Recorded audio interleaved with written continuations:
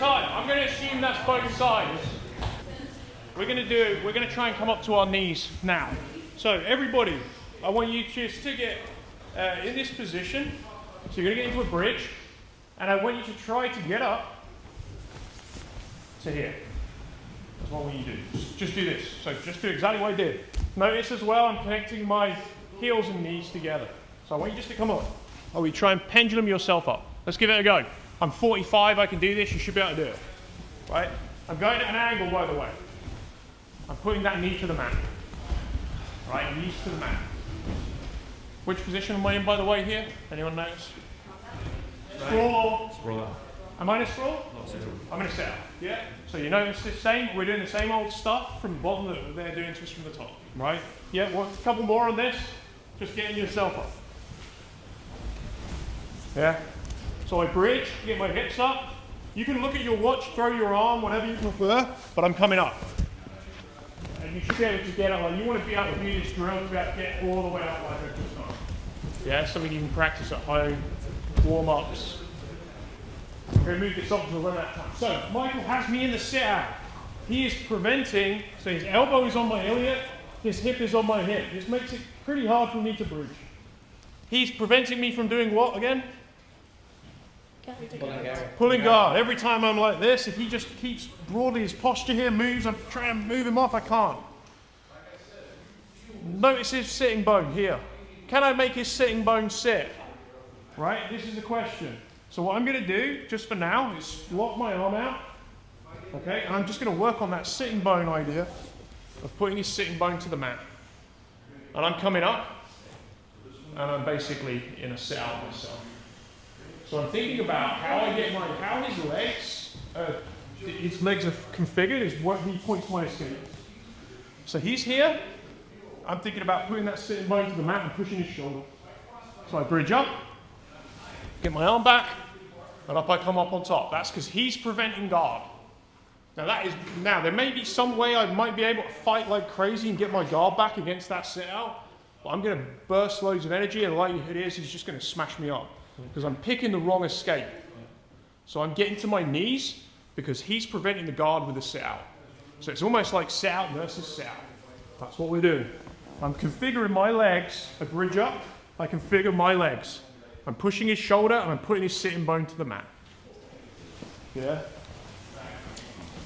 Here, bridge, my knees are going in this line. Look at this, he doesn't have any base here. This distance here, he doesn't have any base. Come up on top. Yeah? Let's give that a go with your partner. Just like intro 3 for 3 on this. You're not resisting too much, but you're giving them the right posture. Yeah? Let's give that a go. Down to this. So I know Michael's got a really good guard. I know Michael's got a really good guard. I don't want him playing guard. But he's got this escape as well. It's black belt. So it's going to be like, I've got to deal with things. What I could do is I could just try and grip him be as humanly tense as I can, which is what I want most of you, what we all do at white belt, blue belt, some people even do this at black belt. They're always like, right? It's not jiu-jitsu. It's not going to get you better at beating people, right? It's just going to mean you perform at the peak of what you've got. Right. So I'm here, I'm in my sit-out, I'm preventing him from pulling guard. He's going for this. Based on what we've said already, what's the first thing that I should consider doing? And it's not something like this. Right? It's not going to be that. It's going to be easy and lazy. Man, I'm going to switch this. My knee goes to my ear. Now push it. No way. I've replaced, here was the hole, was my base. Yeah? There's my base problem in a sit-out. But when I switch, now he tries to, it's like, I'll let really good. And now I've got my sit-out, I kill the guard, I'll push me here, higher up. I'm pinning his shoulders. Yeah. Now I've gone from pinning hips, which is what we've mainly been talking about. Now my iliac is right up in his armpit, and I'm filling the other space in his armpit here. And armpits are kind of like sitting bones. They're designed to just be kind of stuck. Yeah, which is why we don't want to expose them. Like we don't want to expose sitting bones. So let's just give that a go, and then we'll try and get to the final bit where we really try and be a smart ass on this. And try and shut both off. It's the third escape. Let's give it a go. If I sprawl, I'll confirm the understanding with you. So, I'm here. I'm just starting, blocking his guard. So he thinks about coming here. So we correctly said we're going to just switch our base. And by the way, the reason I don't leave my legs straight is because he can still push me back here. Push me here, just push me. He can do it because my legs are straight. I don't have base where he's pushing. I build these little pyramids here, these little triangles. This is why the Gracies and most of the jiu-jitsu clubs have triangle logos. It's the strongest shape. When I start straightening my legs out, I don't really have any base. And I know lots of really good players will do this type of thing, but if my life depends on it, I'd still have them there, right? So when I switch to a sprawl, what's the main escape he's got here? There's only 3, we've named them. Get back and go. Guard, because he just gets on his side, and the space is here. Super easy. So as I'm moving around on top, Michael wants to be like a side escape Terminator. He doesn't need to be like pushing loads of effort in him. He just needs to begin by picking the right escape. Yeah. And then perfecting the movement on that escape. That's basically it. So you perfect the movement, but you have to select the right one. And I see so many jiu-jitsu tournaments where people pass guard, even at black belt, guys shutting down guard, and the guy on the bottom just keeps trying to get his guard back because he's got a good guard, and that's his preferred escape. And he just can't get out. And it's like his first problem, no matter how good an athlete he is or she is that if they're trying to pull guard through this is a nightmare because I'm shutting off all the space that they need. When I switch, this space opens up. So we're just switching between the two. Let's give that a quick go, and then we're going to do the final reversal out of the reversal escape when we do that. Let's give it a go. Move between the two. A lot of you have started to figure out how to shut off 2 of the 3. What is it that you've been doing? Like some of you are doing this. I hope you've noticed like what you're doing to stop the 2. What have you been doing? Does anyone want to share what they've been doing to shut this down? I'm watching some of you shut it down. Shut down the 2 escapes. Yeah, so the legs are staying in a sit out to prevent the guard. What else have you been doing in this position? I'm watching some of you do it. Dropping your shoulder. Dropping your shoulder, you smart people. I didn't have anything prepared for this. So, that's sarcasm. So, you start figuring out that you drop the shoulder. So now he tries to push me. Good luck with that. He tries to pull guard. All stop. Right? So, because I'm doing this thing. So what was the 3rd one we had? Reversal. 3rd escape? Reversal. Reversal. So he has to basically walk his iliac crest under my sitting bone. See, there's a common pattern in all this.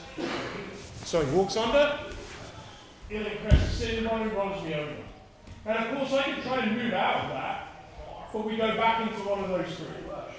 But we're just literally all the time when we're in these bottom positions, thinking about the leg configuration, i.e. their base, their connection to the ground. What does that tell me? And we're then thinking about things like, is their shoulder open or closed, which is an angle. Am I closing the angle? Am I opening the angle? So when you see the SBG pyramid about like base and breathing and base and all of these things, connection, angle, and then we start filling it with basically a model of the hip, a model of the shoulder. We're at the hip right now, and there's 3 escapes. There's also 3 escapes really at the shoulder. It's still the same 3 escapes. A few variations, but if you start applying this type of thinking, it's going to make jiu-jitsu a lot easier for you. So one more time. I'm being clever. I'm shutting off the guard. I'm not letting him get up. He just walks his sitting bone. He walks his sitting bone. His iliac under my sitting bone. Right. And now the 2 are connected. You know this is him winning. Kind of like a bridge, pushes me in direction. Over here, over the base. And there's your 3rd escape. An example of your 3rd escape. There's different ways you can do this. Sometimes the elbow might be on the hip and blah blah, but it's basically a reversal. So let's give that a go. Do the reversal, and then we'll probably bring it back in and maybe mix the 2, answering questions. Yeah, so let's just give it a go at that reversal. Make sure you know how to shut the other 2 things off. Let's go. Any questions, observations on that? Yeah, you know the reversal, so getting the knee underneath, the deeper it is, probably a bit easier just to turn over, is it? The more shallow, the less power. Yeah. I try and think, rather than thinking about, I mean, power's an outcome of it, but I try and all the time think about these iliacs and these sitting bones on all of it. Yeah. Because it's going to help you, and then you'll figure out, like, you'll just figure out so much, but the minute they connect, the person becomes, like, completely under your control. Like, if you own the connection of it, if your iliac going into their sitting bone, so if you look at when we're doing these, it's like, that's what's happening. I'm getting to bridge, which is exactly the same as when he was stood in front of me actually in the open guard, and he just puts his knee on here, and he pushes his hip in, and his head goes up. He looks like some kind of ballet dancer. He's like, look at me, everybody, pinning this guy, looking great, stuck, being smashed. He's getting to do exactly the same thing. His iliac is doing whatever the hell it likes, and my sitting bone has, like, 190 pounds on it or whatever. Yeah. Right? So even when he's on top of me, this relationship is still there. So if I can get, when I'm turning in, because he's keeping this shoulder down, doing my best bench press back, can't get it, right, this is killed. But when I get here, I'm just adjusting. And it's this against that makes that so easy. Yeah. So it's just all these connections are going across kind of multiple positions here. And taking that to Q to pretty much finish. Anything else on? Only a quick one. Just to get the hips under there for the reversal, are you relying on them leaning the shoulder over and committing more weight up top to make that lighter? Yeah. Because I always find trying to get that under is quite hard. The more pressure that they put here, like for example, let's say I'm doing this. His hips are what's free right now. Look at that space. There's always, I'm not saying it's going to be easy, but like, I'm stopping him moving his shoulders. But I give him space here, right? And then I can try and take that space away. But what immediately looks like, what was he thinking about was his shape, and then I take that space. So I can be here trying to wind his knee in or whatever he likes. Just like he's his guard.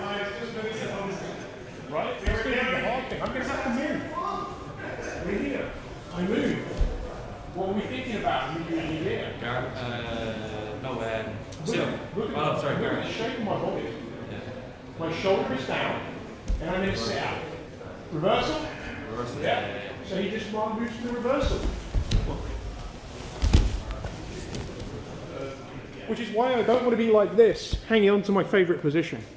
Because somebody will figure out, like even instinctively, they'll figure out what I'm giving them, and they'll just roll me. So sorry? It's the same. You're going to find most of this is the same, no matter where that you can go. Because I'm either, my base, which is why it goes at the bottom of the SBG pyramid, my base dictates everything. This is why this is a con job. And it's not really a sprawl. I'll always still call this a sit-out, even though we tend to think of the sit-out as here and the sprawl as here. But the truth as a kind of illusionary, if you're a magician looking at the fundamentals, it's like, let's look at that first. I know really what I'm dealing with here. I'm dealing with a sit-out, and he's doing this to me. So it's going to be a reversal, but it's going to be wedging on this side again. Still a guard recovery. Kind of, those two have way more in common than when I go here and you form the same shape and come all the way up. So would the reversal not work if you were in sprawl? Probably not. Because you want to get guard probably before the reversal. Yeah. If I'm here, no. It's what makes me vulnerable is when I move back here. This relationship changes, and now his iliac press, which we're told is the goal, can get to my sitting bone, which is also goal. Here he can't. But he can wedge and still go guard. We'll call it a day there. Hope that's been insightful for you. Thank you.